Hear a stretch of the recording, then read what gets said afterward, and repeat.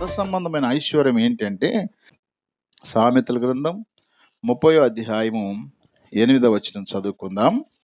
వ్యర్థమైన వాటిని అబద్ధములను నాకు దూరముగా ఉంచుము, పేదరికమునైనను ఐశ్వర్యమునైనను నాకు దయచేయకము, తగినంత ఆహారము నాకు అనుగ్రహించుము అన్నాడు. చాలు. ఇక్కడ యాకే కుమారుడైన ఆగూరు పలికిన మాటలు ఇవి. తను దేవుని దగ్గర ఈ విధంగా ప్రార్థన చేస్తూ ఉన్నాడు. ఏమని ప్రార్థన చేస్తున్నాడు? వ్యర్థమైన అబద్ధాలు నాకు దూరంగా ఉంచయ్యా అని అంటూ, పేదరికమునైనా ఐశ్వర్యమైన నాకు దయచేదయ్యా, తగినంత నాకు ఆహారము అనుగ్రహించమన్నాడు. అంటే ఇందులో ఏం కనపడుతుందంటే తృప్తి అనేది కనపడుతుంది. ఏం కనపడుతుంది? తృప్తి.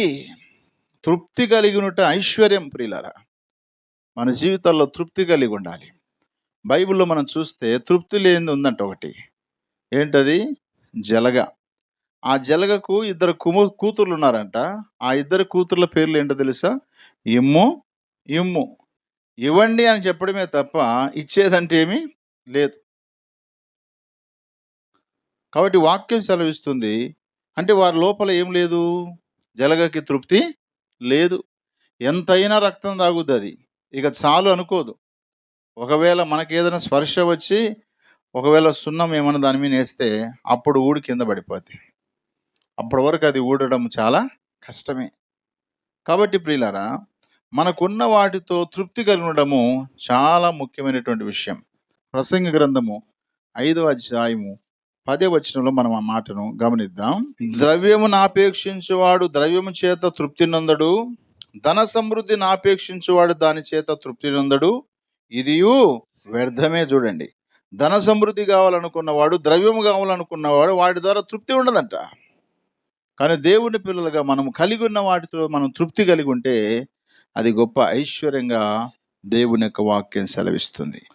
హెబ్రీయులకు రాసిన పత్రిక 13వ అధ్యాయము 5వ వచనం. ధనాపేక్ష లేని వారై మీకు కలిగిన వాటితో తృప్తి పొంది ఉండుడి, నిన్ను ఏమాత్రమును విడవను, నిన్ను ఎన్నడును ఎడబాయనని ఆయనే చెప్పాను కదా. హల్లెలూయా.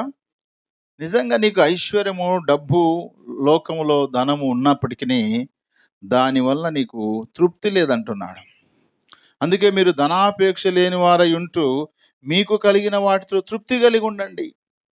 ప్రక్కన వారు చూసి వాళ్ళది నాకు కావాలనుకోవద్దండి. నీ కలిగి ఉన్న దానితో నువ్వు తృప్తి కలిగి ఉంటే నిన్ను ఏమాత్రం విడవను, నిన్ను ఎడబాయనని చెప్పిన ఆయన వాగ్దానం మన జీవితాల్లో నెరవేర్చబడతాయి. వాస్తవంగా పాలు తేనెలు ప్రవహించే దేశమైనటువంటి ఇజ్రాయెల్ దేశము, ఇజ్రాయెల్దేనా ఇంతకు? ఇజ్రాయెల్ది కాదు, అది కానానీయులది. అది కానానీయులు అంటే 7 రకాల జాతుల వారు ఉన్నారు, కొండ జాతుల్లాగా ఉన్నారు. దేవునికి ఆయాసకరంగా బ్రతికేవారు, దేవుణ్ణి మర్చిపోయిన ప్రజల వారు. అలాంటి వారి ప్రదేశమును ఏమీ లేనటువంటి ఉట్టి చేతులతో వచ్చిన ఇశ్రాయేలుకు దేవుడు స్వాస్థ్యంగా ఇచ్చేశాడు. హల్లెలూయా. అందుకే నేను నిన్ను విడవను, ఎడబాయను అన్నాడు. కాబట్టి ప్రియులారా, మన జీవితంలో తృప్తి కలిగి ఉండడము ఐశ్వర్యము. సామెతల గ్రంథము 23:4 అంటాడు, ఐశ్వర్యం పొంద ప్రయాసపడకము, నీకు అట్టి అభిప్రాయము కలిగినను దానిని విడిచిపెట్ట అంటాడు. ఐశ్వర్యం పొందాలి, ఐశ్వర్యం సంపాదించాలని ఆలోచన కలుగుతుంటాయి. అలాంటి ఆలోచన కలిగినప్పుడు, అలాంటి అభిప్రాయం కలిగినప్పుడు, అలాంటి ఆలోచన విధానం నీ లోపలికి వచ్చినప్పుడు దానిని విడిచిపెట్టేసి అన్నాడు. మన జీవితంలో తృప్తి కలిగి ఉండాలి. అది ఆహార విషయమే కావచ్చు, వస్త్రాల విషయమే కావచ్చు, డబ్బు విషయమే కావచ్చు, మనం నివాసం చేస్తున్న ఇల్లే కావచ్చు.